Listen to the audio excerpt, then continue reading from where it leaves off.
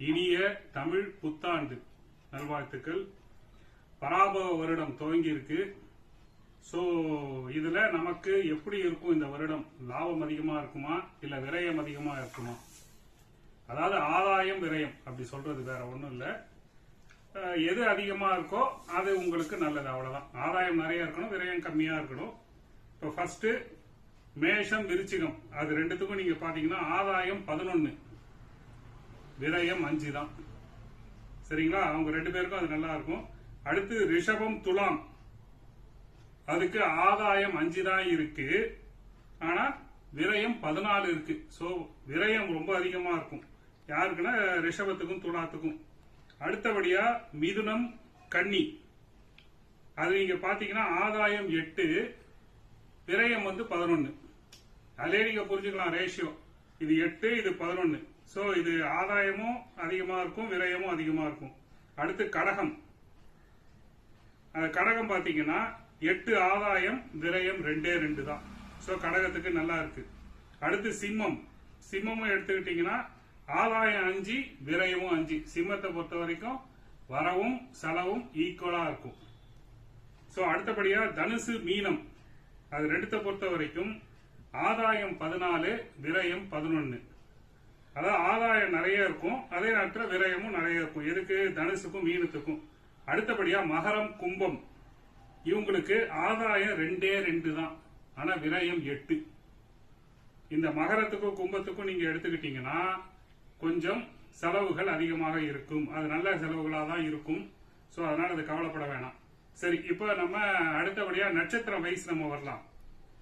இப்போ நீங்க பாத்தீங்கன்னா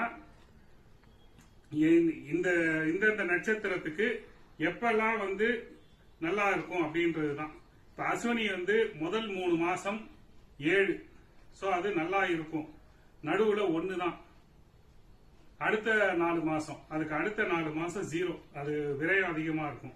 அதே மாதிரி பரணி எடுத்துக்கிட்டீங்கன்னா 2, 2, 3, இது 3 டிவிஷனா பிரிச்சுக்கோங்க. சோ அது அந்த நம்பர்ஸை வச்சு ரேஷியோஸ் போட்டுக்கோங்க. இதுதான் ஆதாயம் எல்லாமே.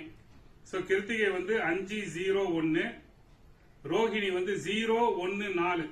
ரோகிணியை பொறுத்த வரைக்கும் முதல் 4 மாசத்துக்கு அப்புறமா தான் நல்லா இருக்கும். அடுத்து மிருகஷீரிடம் 3, 2, 2, எல்லாமே ஓரளவுக்கு சுமாரா தான் இருக்கு. சோ ஃபர்ஸ்ட் இதை பொறுத்த வரைக்கும். அடுத்து திருவாதிரை 6, 0, 3, முதல் 4 மாதம். அடுத்தபடியா புனர்பூசம் 1, 1, 1, பூசம் 4, 2, 1.